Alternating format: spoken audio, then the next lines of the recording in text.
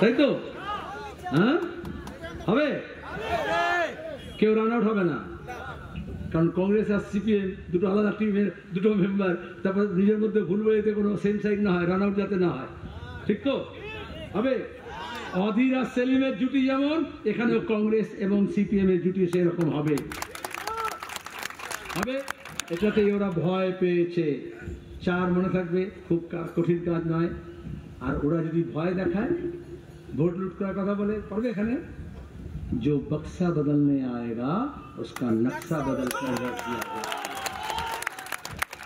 সবাইকে এক ঘর হতে হবে, কোনো ভোট ভাগাভাগি হবে না, পরিষ্কার কথা।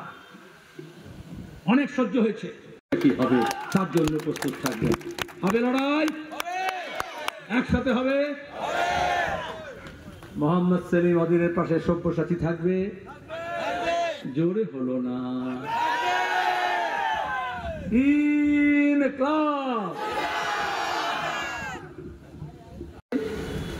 একটা এফআইআর হয়েছে আরএসএস এর সঙ্গে মমতার ঘাটঘাট, যত দাঙ্গা হবে একটাও কেস হবে না। আর তৃণমূল যত চুরি করবে, ডাকাতি করবে, ওরাও কোনো তদন্ত করবে না।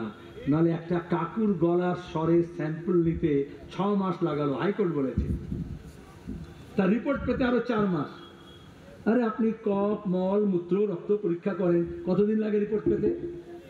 সেন্ট্রাল গভর্নমেন্টে সেন্ট্রাল ফরেন্সিক ল্যাবরেটরিতে পাঠিয়েছে, তার রিপোর্ট পেতে 4 মাস, ভোটটা পার করে দেওয়ার জন্য। এজন্য আমরা বলেছি এটা সেমিফাইনাল, দিল্লি থেকে মোদিকে সরাতে হবে, তারপরে 2 বছর পরে ফাইনাল হবে। 14 তলা থেকে চোর চোটকা দেখে টেনে এসে নিচে নামাতে হবে।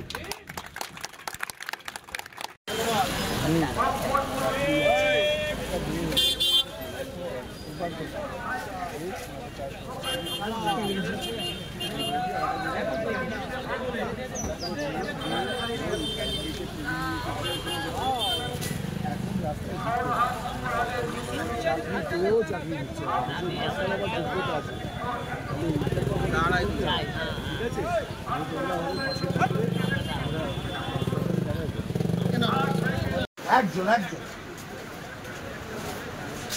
দেখাতে পারছেন না। তৃণমূলের সমর্থকও নিশ্চয়ই আছেন, বিজেপির সমর্থকও নিশ্চয়ই আছেন, আমাদের সমর্থকও নিশ্চয়ই আছেন, কংগ্রেসের সমর্থকও নিশ্চয়ই আছেন, কোনো রাজনীতি করেন না এমন মানুষ আছে। তাহলে এই এত মানুষের মধ্যে কেউ দেখাতে পারছেন না যে একজনও কেউ বলছে খুব ভালো আছে। তাহলে এটা যদি সমস্যা, এর থেকে বেরোবার রাস্তা খুঁজেছেন? এর থেকে বেরোতে হবে কিভাবে রাস্তা খুঁজেছেন? প্রতি মঙ্গলবার তক্তা বসাবার আগে আর পরে 10 টাকা করে তোলাবাজদের দেওয়াটা নিয়ম করে দিয়েছে। টাকা কোথায় গেল খোঁজ নিয়েছেন? আমি বুঝলাম ওটা তৃণমূলের কোনো ট্রেড ইউনিয়ন নিয়ে যাচ্ছে, কুপন নিয়ে যাচ্ছে, টাকা কোথাও গেল জানেন, ধরতে পারবেন।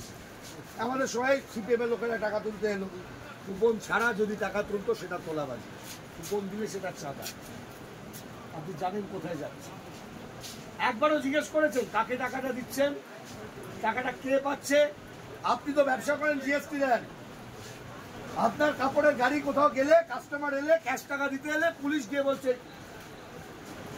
কাস্টমারকে ক্যাশ টাকার ট্রানজাকশন করতে দেবে না, পুলিশের খুব লোক ওই টাকা দিচ্ছে।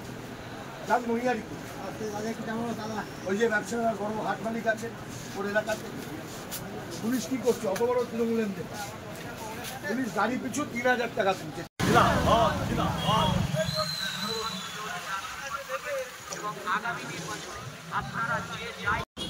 ভাববেন না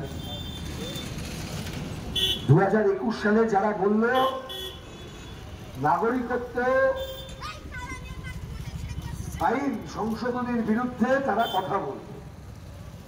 বাংলার মানুষ তাদেরকে দুহাত করে ভোট দিলেন, বামেরা শূন্য হয়ে গেল। লোকসভা কেন্দ্রে সেই সময় তার বামফ্রন্ট এবং জাতীয় কংগ্রেসের প্রার্থীদের বিরুদ্ধে প্রার্থী দিয়ে ডক্টর বিক্রম সরকারকে 98 সালে জিতিয়েছিলেন। বিজেপি সমর্থিত তৃণমূল কংগ্রেসের প্রার্থী ডক্টর বিক্রম সরকার এই হাওড়া লোকসভা থেকে জোড়াফুল চিহ্ন নিয়ে জিতেছিলেন। ইতিহাস ভুলে যাবেন না, ইতিহাসটা একটু স্মরণ করে রাখবেন। আমি এসেছি অনুসারী এলাকায়। গতকাল অভিষেক বন্দ্যোপাধ্যায় বলেছেন সিএ এক নেতা আরএসএস এই সংস্কৃতি বলতে চায়, এক নেতা, এক কথা, এক রং, একই রকম সবকিছু, এক জিনিস খেতে হবে, এক জিনিস করতে হবে, সব জিনিসের উপর ওদের দখলদারি, আধিপত্য। বাজারে ছেড়েছে, নাগরিকত্ব কেড়ে নেবে। তৃণমূল কংগ্রেস আর একটা দল,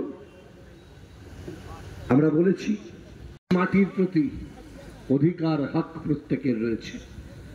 এই হক অধিকারের নিয়ে যখন মানুষ এই দেশের রুটি রুজির লড়াই করছিল, যখন আমাদের দেশের সরকারগুলো দেশের নীতির প্রশ্নে, অর্থনৈতিক নীতির প্রশ্নে বিতর্ক করছিল, আমাদের সাথে কংগ্রেসের বিতর্ক হয়েছে, আজও বিতর্ক আছে। কংগ্রেস আর আমরা এক দল হয়ে যাইনি, আমাদের অনেক মতের ফারাক আছে, থাকতেই পারে, থাকাটাই স্বাভাবিক। এই মাঠের মধ্যে সব মানুষ আছেন, সব মানুষকে দেখতে একরকম। কি সংস্কৃতি? হিন্দি, হিন্দু, হিন্দুস্তান, जो नहीं माने सो बेईमान, उसके लिए दोस्तान, কবরস্থান और পাকিস্তান। এই হচ্ছে আরএসএস এর সংস্কৃতি। তাই আরএসএস কে আমাদের ঘেন্না করতে হবে, ঘেন্না করতে হবে, ঘেন্না করতে হবে। এই ঘেন্নাটায় কোনো আমাদের বাধা নেই, এটা আমাদের সংবিধান আমাদের শিখিয়েছে।